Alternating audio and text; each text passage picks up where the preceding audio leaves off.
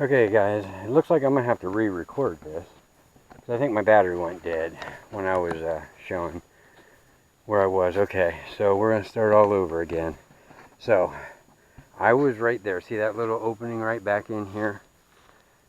I was standing out there in that field. I was like looking, just searching the area. That's right directly behind the tree swing. And I heard voices coming up the trail. Okay, then it was about 10 seconds later. I'm standing right there and I look through, clear shot, and I could see right away that it was the parents. I knew exactly that it was them. So I was like, oh crap, what do I do now? It just kind of caught me off guard. So what I did is I walked on that tree line. I tried to keep pace with them. I'm over there in the grass, like you can see through there. And I'm just slowly keeping pace without making noise. And, because I didn't want them to think I was following them or, doing anything crazy like that. They got a little bit ahead of me, but then they kind of stopped. And they were like I think they were standing in here just momentarily. But it was enough that it gave me, somehow I got ahead of them. And I made it, oh no, we were still walking. We were still walking like side by side, like right through here, like right in this area, right through there. And I was afraid they were, I don't want to get you on camera. So. Okay, so I was walking through here and we were kind of keeping, there was a hiker and I didn't want to get her on camera. So we were walking and I was keeping pace with them and somehow I got slightly ahead of them, just a little bit, which is amazing. Because I was all paranoid, about making noise and stuff. So anyway, I ended up, I don't know how much of the footage I got the first time, so I'm going to have to just do this again. But see that palm tree right there, the white palm tree? I was standing right behind them bushes. And about the time I got there, I was able to kind of get myself where I felt like I was, hid pretty good. I wanted to verify that it was them, and I saw them then walk through here. And from that vantage point, I was able to see everything they were doing. So I was in there, had a clear view. And what they did is as soon as they got up to here, they turned and they literally walked straight into here. They did not go in the way they went in the first time, when they found the dry bag. They did not go in. They went right here. They walked straight into here. They went straight over here, and remember, I'm over there at see that palm tree? And, Chris had a bright yellow-orange shirt on. Roberta just had like a white top, and like capris, I think like greenish capris or something, but she was, they were walking in, and I could see them, so I could keep track of Chris. His shirt was easy to see. And they definitely came into here. And as we all know, this is the area. This would be or evidence circle number 3. They walked directly, into it, which is over right here. I walked past it. And I could still see them. And then I started moving around a little bit, just so I could see them. Had I tried to do any recording, it would be that typical, look, shooting through there. All you're going to see is bits and pieces, and then that's just going to be one of them shady looking videos where you're claiming you're recording something and you're not, you know how they do. So, but I wasn't going to record them anyway. Like I said earlier, I feel they have their right to, they have just as much right to be up here. I'm not stalking them. They have the right to their privacy. I'm not going to follow them around with a camera. I'm not going to do that at all. So I didn't even, and like I said, I wouldn't have been able to get you any kind of footage anyway. It had just been blips of them walking through. But, so anyway, they were here. They walked over, and then they kind of walked down this way. They did not go back into this field, where that pinned location, with the silver pin where we thought the remains were originally. They did not go back there. They just walked over to here. They kind of were like looking around in here a little bit, and that's where the water bottle was found, right out there. They were kind of in here, and then they headed back up. I think they walked actually up this drainage canal, possibly, because that would be just a, from what I could tell from over there, it looked like they'd come down in and they were walking up the drainage canal. They were not here. I mean, the total encounter was between 5 and 10 minutes. So they wasn't up here doing anything suspicious, but they walked basically to all 3 of these crime scene evidence circles. They walked over to this one right here, and then they walked up to this one, because remember, I'm over there, I could easily see them, and at this point I had moved closer to the trail, to the access trail, service trail, because at that point I decided, you know what, if they see me, we'll just deal with it. You know, we'll just make it like it was a random encounter, because that's exactly what it was. Like I said, I wasn't following them. They came up here after I was up here. I've been up here, you know, 2 or 3 hours before they ever showed up. So, but yeah, so they walked up here. Okay, that one, and then that one, and then I kind of lost sight of them behind this just for a moment. And by this time, I had worked my way, and this was just totally shocking to me. They walked back out here, right through here, and I could see them plain as day. They were kind of like right in here, maybe even, like where the medical examiner's tent. But they were generally right here in this area. And once again, I'm standing over there, and I'm moving closer to the access trail, up through there, and I'm just shocked they didn't see me, because I could see them easily, and I thought for sure they were going to see me, and they didn't. They didn't act like they saw me at all. Maybe they did, and they were just ignoring it, but it didn't seem that way. So eventually, but they walked up here. I'm giving you a quicker version than the first one I did, because like I said, I think my battery went dead, and now I'm just kind of lost my train of thought. That stinks. I didn't think to check my battery before I started recording. But they were standing in here. This is the area where now I think the remains were found. Right in here. And, you know, and then the medical examiner's tent was on the other side of those roots, and possibly over top of them roots. And I think this is there. But they spent a minute in here. Definitely they were standing like right in here. And I could hear, you know, I mainly heard Roberta talking. She talks very loud. So I heard her the entire time. It just seemed like Chris was listening. But she was pretty much talking the entire time. I couldn't hear it all. I heard bits and pieces, but I couldn't hear it all. You know, I couldn't tell you what they were talking about. It was just certain little things I heard. But then they walked up to here, which I found interesting. They came out to here where the crooked tent was, and they were looking, and they kind of walked in here a little bit. Like, and it looked like Chris was pointing to something, kind of like just pointing back. And they were definitely walked up to here though, so maybe we need to search this area up in here a little bit.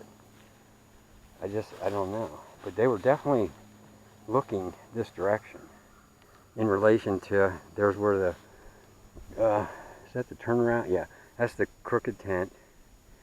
Here's where the crime scene, you know, there's the silver tree that the tape was stretched to. So, and they definitely were looking in this area. And I was standing, right? You look down there. What I did is I moved to the, what would be to, as we're facing it, the right-hand side. See where that, the brush sticks out in the trail? I was just basically standing there, kind of half my body showing. And I don't know if they saw. I mean, I'm shocked that they didn't see me. And then what I did is I actually walked. I'll go down here now. You know, at this point I'm thinking, okay, you know, if they see me, they see me, and I don't even know if I'm going to say anything. And I'd have probably said, hey, I'm sorry for your loss, and left it at that. I'm not going to confront these people. You know, they've been through a lot. You know, I mean, nothing compared to what Gabby's family has been, but these guys have been through a lot. And, you know, I don't want to be seeing, they're going to snap at some point. these people are going to literally come unglued on somebody. You know, being just constantly the media people following you around. I'm not following them, though. I want to make that clear. That, you know, both encounters has been them running into me, not me running into them. But anyway, so while they're up there, I'm standing literally just right here. Just like this. And I just kind of stood here just like this. This would have been the view. And I'm watching them the entire time. And then I actually came and walked right back across. And that's when I saw them walking. You know, you could see them. You could see, you know, the yellow orange shirt. And I stood here and I could see them walking out in. That would be up there by the crooked tent area. I could see them. Sorry about that. Mosquitoes are just eating me alive today up here. So then what I did is I went back in through here.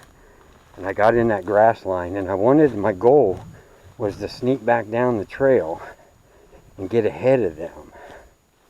And then turn my camera on, make it like I was recording, you know, like I do my walk and ramble, you know, like this. And I'd be coming up the trail, and then boom, there they are. And I'm like, you know, just a chance encounter type thing.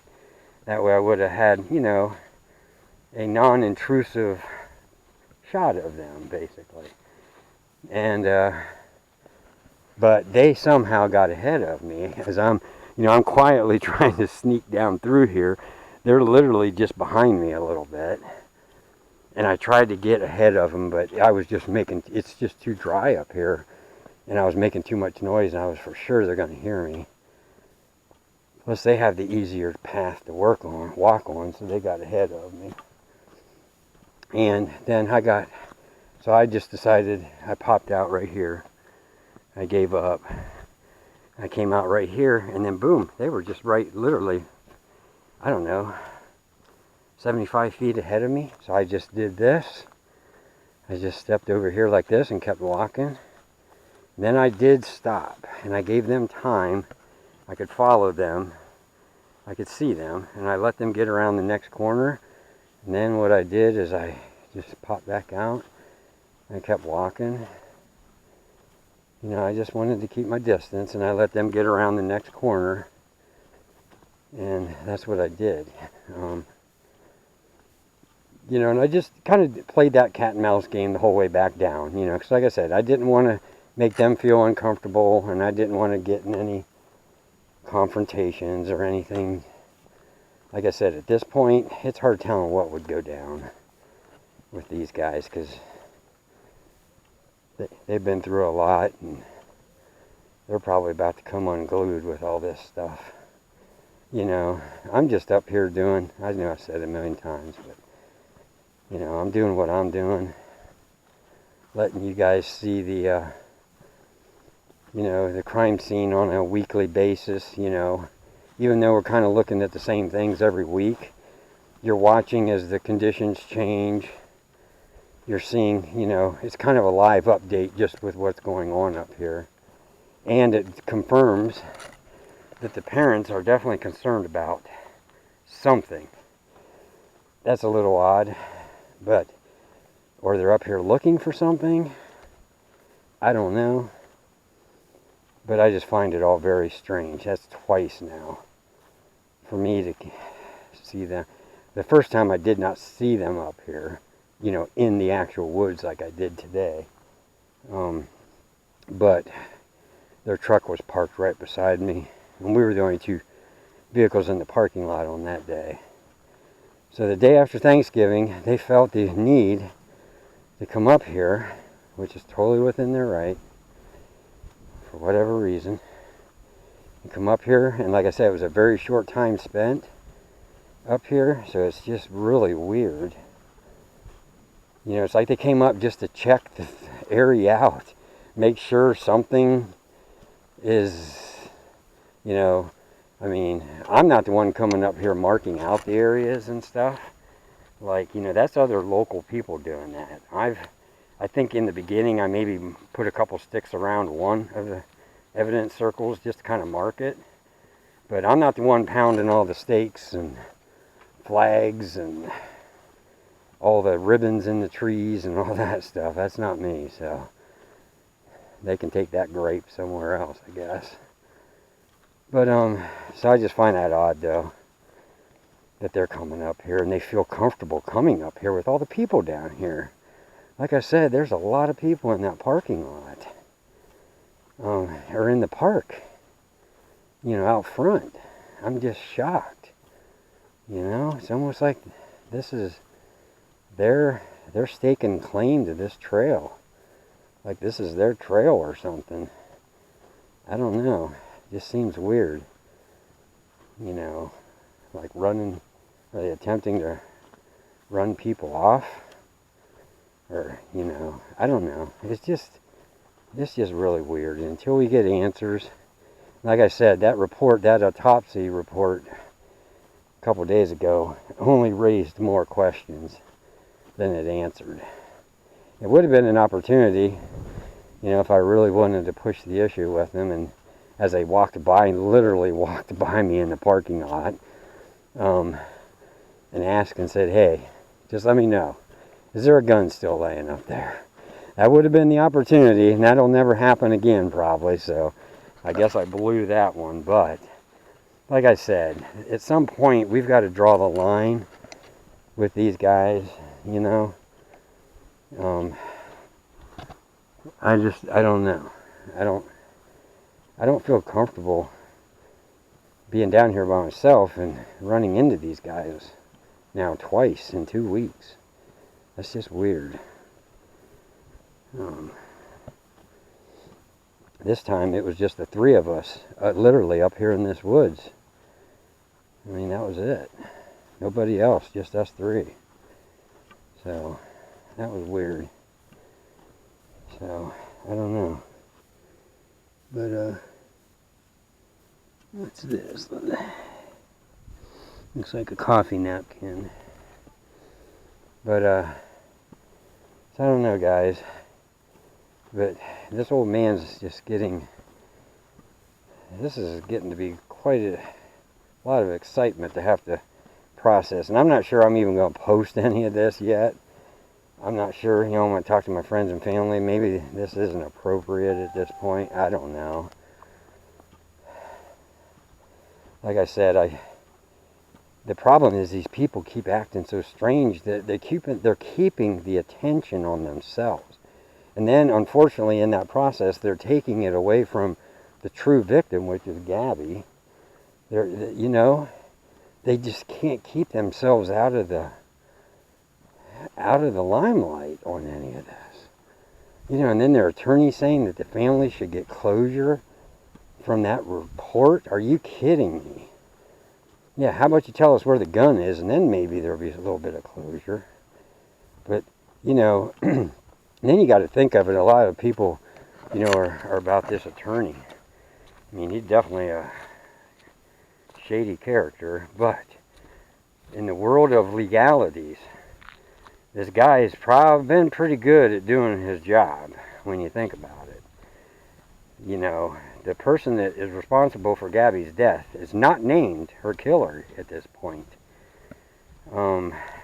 Yes, he killed himself, but, nobody's been charged with anything. It's almost like everything he's instructed them to do in a weird, bizarre, unmoral way is working. I mean, he was able to obviously cut a deal that cleared the parents. That's why they were able to come up here and point out where the remains, or, help them find the body, the remains. And so far, he's keeping them guys out of trouble, and it seems like it's important, to the Laundries, is they don't want Brian named with the murder of Gabby. And so far, that's the case. He's a person of interest. Just think about that for a moment. After all this craziness, that attorney has kept Brian a person of interest only. And the parents which we can all agree are probably involved in some form, are still making their daily trips to the Myakkahatchee Park and not in trouble for anything to do with this. They haven't had to answer for anything. They haven't had to, nothing. And it's just crazy. The whole thing is just crazy. So, with that being said, we are now back here at the trail, power line. There's a live-long trail. I'm definitely not going to say this is the last time I'm coming up, because I said that last week, and I come down exactly a week later, and I've got all kinds of excitement going on again. So, there's mountain bikers. That's what I want to be doing. I got to get past this crazy case thing and start doing that right there. That would be so fun. But anyway, yeah, so I came walking out. I'll just quick touch on this. So I came walking up here just like this. I looked, and they're literally leaning against the wall right there. And then as I walked down, I got down to about where that biker's at. I looked back, and then they moved to the other side of the bridge and were leaning. So, and then I went back to the parking lot, and I was chilling out. I was probably in there for a good 5-10 minutes. And then that's when they came walking through. And, like I said, they just walked right by me. They got in their truck, and they left. Pretty simple as that. So, like I said, I'm not going to confront these people, and I'm not going to harass them either. I'm not. That's not my gig at all.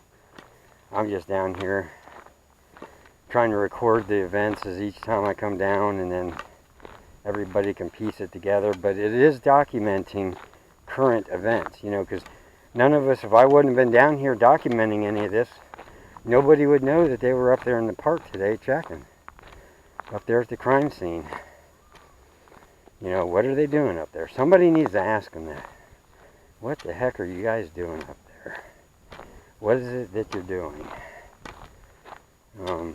It's just weird. But they definitely was not searching for nothing today. They just went up with a purpose. Looked like they checked everything out. And then they left. The whole thing was between 5 and 10 minutes.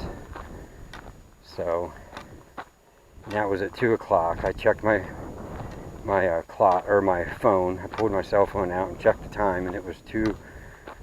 When I started following them down the trail, it was 2:07. So they got there just prior, up to the crime scene, probably anywhere from 1:45 to 1:50, I would say, is when they got there. So, other than that, guys, another crazy day for me. Minnesota. I don't know what to say, but I think I'm gonna have to digest all this, talk to a few people, see where we go from here, because like I said, this is getting a little sketchy with me coming down here by myself and those guys roaming around. I just don't know if I feel comfortable with that. You got to consider that. I mean, they could be totally harmless people. They probably are. But geez, people do strange things when they're put in bad situations, so you just got to keep that in mind.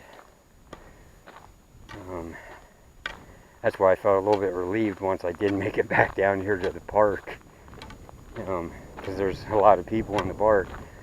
I'm like, well, at least nothing bad can happen here, so, I just ate a little snack and drank some Gatorade and ate my strawberries, and then about in that amount of time is when they showed up and walked by me, so. But anyway, so, well, we're going to wrap that up. We're going to wrap this up. Like I said, my rambles are just getting longer and longer and longer.